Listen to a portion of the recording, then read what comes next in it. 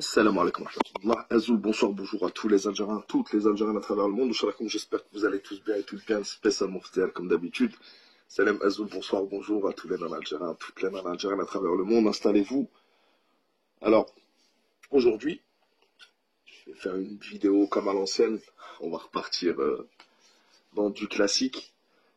Une vidéo spécifique pour parler des relations entre Emmanuel Macron, Alexandre Benalla et nos chers oligarques, ou notre chère bourgeoisie comprador. On en a déjà parlé, ça fait au moins 1 an ou 2 ans même qu'on en parle. On disait, alors ceux qui ne connaissent pas la définition de bourgeoisie comprador, allez voir la définition, regardez mes anciens lives. Mais ces hommes d'affaires qui, on est en train de l'apprendre alors, ça sort, on va regarder la source de ce dont on va parler aujourd'hui et chacun se fera son opinion. Dans tous les cas, on en apprend des pas mal. Alexandre Benalla se retrouve mêlé aux histoires des relations entre Barab Haddad et Emmanuel Macron. Comment, quand, à quoi sert-il? On va voir, on va essayer de voir un petit peu, pas dans le détail complètement, mais on va voir, Inch'Allah, un petit peu c'est quoi cette histoire. Alors, on va commencer tranquillement. Il est sorti un livre, il y a quelques jours, et dont certaines presses, J-Forum en parle, Spoutnik, Paris Match et Le Monde Afrique. Monde Afrique, dirigé par Nicolas Beau. En fait, c'est le livre d'un certain, je vais vous donner le nom, Marc Endeveld. Marc, M-A-R-C, plus loin, E-N-D-E-W-E-L-D. Aux éditions Stock, et le livre est à 20,50 €, je pense que je vais l'acheter. Il s'appelle le livre Le Grand Manipulateur, les réseaux secrets de Macron. Alors dans ces révélations, dans ce livre, dans cet essai de Marc Andeveld, l'auteur nous explique les relations entre Macron, Emmanuel de son prénom. On se rappelle, il a été candidat en 2017, il avait été reçu en Algérie, je ne sais pas si vous vous rappelez, en février 2017, soutenu par le gouvernement de l'époque. Et même moi, j'en avais parlé, je vous avais dit, Emmanuel Macron, ce n'est pas un chèque en blanc. Moi, j'ai jamais voté, donc comme ça, c'est réglé. J'ai encore moins pour Macron, parce que je sais que c'est l'instrument des Rothschild, mais ça, c'est autre chose. En tous les cas, Macron, on avait dit, si jamais tu trahis l'Algérie, tu vas le payer cher. Et Macron a trahi l'Algérie. Parce que Macron, en réalité, il n'avait aucun intérêt gratuit comme ça. On va apprendre, grâce à ce livre, que Macron, il était venu chercher de l'argent en réalité. Donc, les relations entre Macron et Ali Haddad, qui est en prison et présumé innocent, je le répète, même si des révélations sont faites au jour le jour, et Issa Darabarab, qui est présumé innocent, je le répète aussi, mais dont le dossier s'épaissit. Et le rôle d'Alexandre Benalla, ou la présence même d'Alexandre Benalla dans ce micmac, dans cette relation, dans ce réseautage. Alors, pourquoi? Quelle est cette histoire? On va regarder tout de suite, on va rentrer un peu plus dans le détail. Alors, apparemment dans ce livre, Emmanuel Macron, on apprend comment Emmanuel Macron a eu tissé vraiment des liens très très solides entre lui et Ali Haddad, qu'on a vu à différentes reprises avec Emmanuel Macron, ou Issa Darabarab, qui a beaucoup de facilité, on l'a vu en France, qui a investi en France, à qui Macron a offert des centaines de milliards, des centaines d'hectares pour ouvrir je sais pas quoi, une usine, je sais pas quoi. Maintenant, il va falloir vérifier, est-ce que c'est pas de la corruption tout ça? Moi, j'ai rien contre personne, mais effectivement, quand on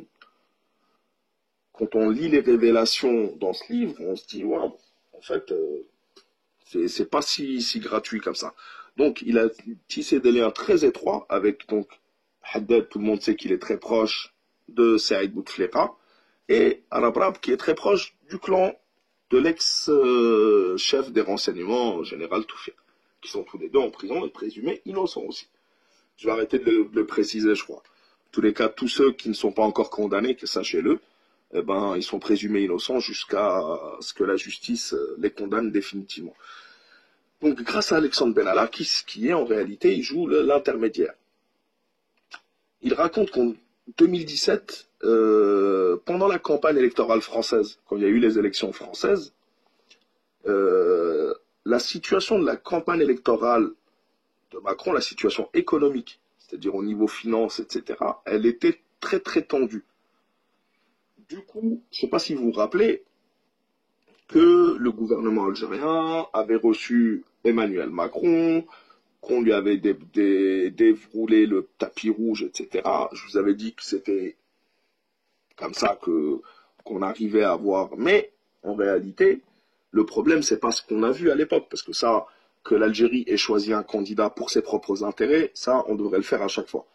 Mais c'est pas ça le souci. C'est les rencontres secrètes avec certains oligarques. Car tac, tac, tac, il a rencontré à l'époque l'Armamara. Je ne sais même pas s'il n'a pas rencontré Bouteflika ou Saïd, sûrement. Bouchouareb, l'ancien ministre de l'Industrie, si controversé, qui a des maisons ici apparemment à Paris, etc. Il avait fait tout un cinéma sur la colonisation, crime de guerre ou pas. Le lendemain, il était parti voir les harkis et il les a reconnus comme je sais pas quoi. Mais le plus important dans cette visite, c'est le 14 février. Il rencontre à l'hôtel Horaci, le 14 février pour déjeuner, Ali Haddad. Mais secrètement. Il y a une rencontre publique et il y a une autre rencontre secrète. Alexandre Benalla a joué les intermédiaires. Il y a aussi Alexandre Djouri, on connaît tous Alexandre Djouri, l'autre intermédiaire, l'autre Alexandre Benalla en réalité. Mais d'origine algérienne apparemment, ou en tous les cas il aurait disposé d'un passeport algérien ou quelque chose comme ça. Et le 13 février, c'était Arabrab. On se rappelle aussi qu'il avait rencontré Arabrab, il avait insisté pour le rencontrer. Alors, quand on lit tout ça, on se dit qu'en réalité, Macron, c'est pour ça qu'il avait fait un tweet à l'époque, je ne sais pas si vous vous rappelez, pour soutenir aussi la proposition de Bouteflika, etc. Je pense que c'était poussé par Haddad et tout. Là, on commence à se poser des questions, plus d'autres révélations. Donc, Benalla joue les intermédiaires. Benalla, on apprend dans le livre qu'il a été embauché. Alors attendez. Qu'on se... Deuxième raison de cette rencontre. Les liens sont très nombreux entre les entourages du candidat et de l'oligarque. On parle de Yes'ad Arabrab. D'accord? Donc Yes'ad Arabrab est un intime, c'est un ami de François Toisy depuis fort longtemps. François Toisy qui doit être un ami de Macron. Tac, tac, tac. Le groupe C'est Vital, donc l'entreprise de Yes'ad Arabrab, que l'homme d'affaires donc il a fondé, a fait travailler Benalla. Alexandre Benalla a été embauché par C'est Vital. Non mais c'est incroyable. Ça c'est aussi pour les Français. C'est incroyable. C'est un truc de fou. Que fait cet Alexandre Benalla, proche de Netanyahou, travailler à C'est Vital? De quoi était-il chargé? Que faisait-il? Donc, le groupe C'est Vital a fait travailler Alexandre Benalla à l'époque où ce dernier avait créé depuis le Maroc la société de sécurité Velours. Une société de sécurité Velours, allez taper société de sécurité Velours, vous allez voir. En réalité, c'est des barbouzes privés, c'est des détectives privés, ils se chargent de plein d'affaires comme ça. C'est des services, ça a été fondé par des policiers. J'avais étudié tout ça à l'époque où il y avait l'affaire Benalla, parce que je voulais en parler, après j'ai lâché l'affaire. Mais en réalité, comme quoi, eh ben, la société Velours, là, c'est une société créée par d'ex-grands policiers ou ou anciens des services secrets qui se chargent de rôle de détective, agent secret privé ou barbouze, on peut appeler ça comme ça.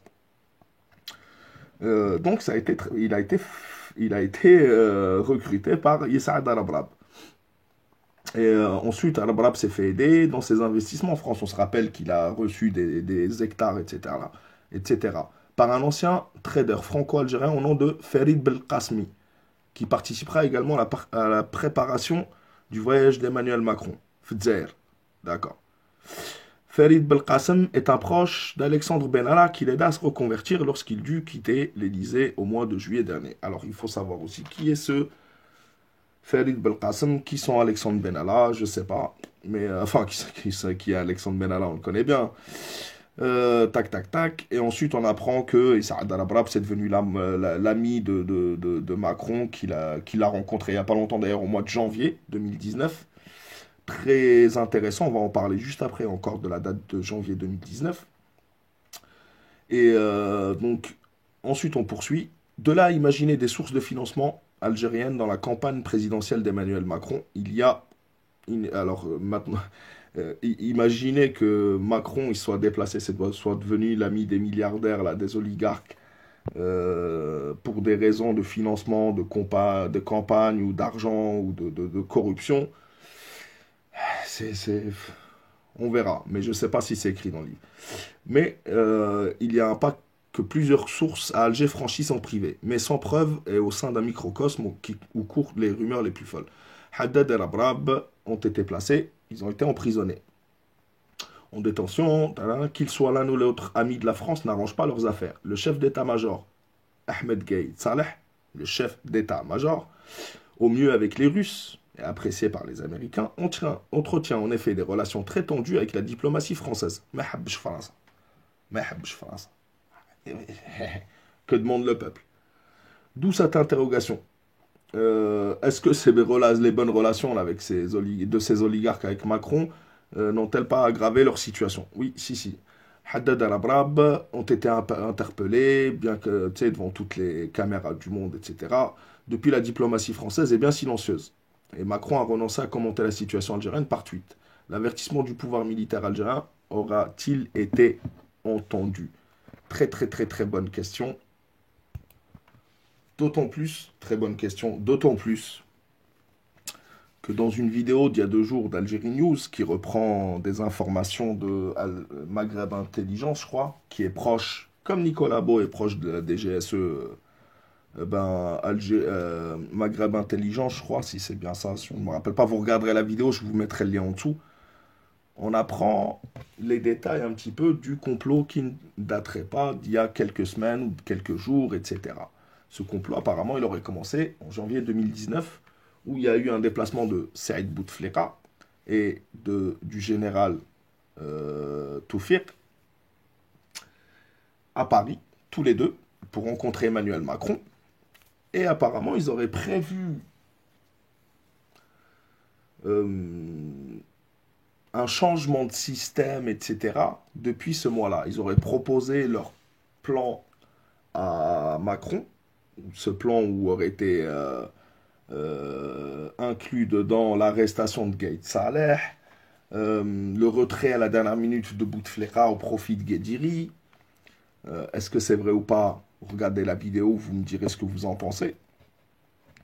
En tous les cas, quand on regarde tout ça, on voit bien qu'Emmanuel Macron, avec sa clique d'oligarques et Benalla, etc., toute la barbouze, tous les ennemis des peuples sont tous les mêmes. On retrouve le Marzen, on retrouve des voleurs en Algérie, on retrouve la France avec Macron qui massacre ses gilets jaunes et qui massacre au Sahara occidental et qui essaie de faire massacrer des Algériens. Parce que c'est à ça qu'on veut nous mener avec le vide institutionnel. Quand je vois ça, je me dis vive la l'ANP. C'est le garant de l'indépendance et de la souveraineté algérienne. En réalité, on est en train de se débarrasser des derniers restes du lobby français. Et dans l'opposition, ce lobby est encore plus actif. Parce qu'au moins, de ceux qui étaient au pouvoir à l'époque, ils se sont tous fait neutraliser. Mais on voit beaucoup, vous allez voir tous ceux qui sont de proches du lobby français et du général Toufiq, etc. Moi, j'en viens à me dire, franchement, je vais finir par me dire que, et il y en a beaucoup qui le disent, que tout ça a été provoqué depuis bien longtemps. Qu'en réalité, je combattais Nekaz, mais je combattais en réalité des choses beaucoup plus haut dans le pouvoir. Il n'y a pas que, il y en a plein. On a vu Louisa Hannoun qui a rejoint la bande, il y en aura sûrement d'autres.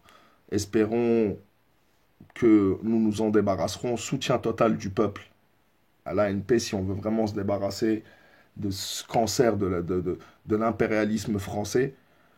Algériens de France, n'oubliez pas de faire payer à Macron ce qu'il est en train de faire, parce que son but c'est de détruire l'Algérie et de garder ses petits intérêts personnels. Et on en tirera les leçons après. Alors est-ce que ça commence à... C'est vraiment grave ce qu'ils veulent faire.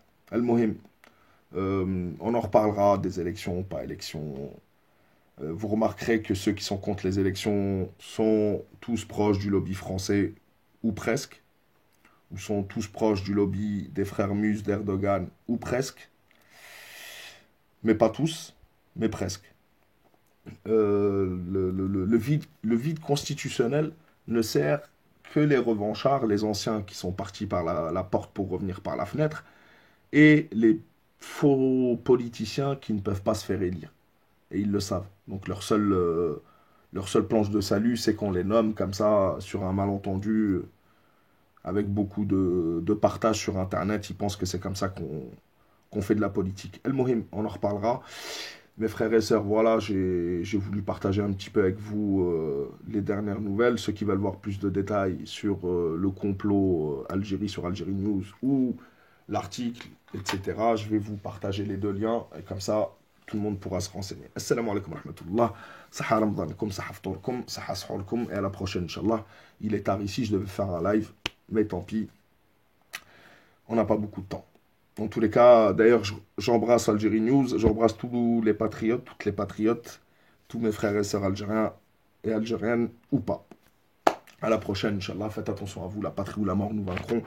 Et on se capte dans pas longtemps, Inch'Allah.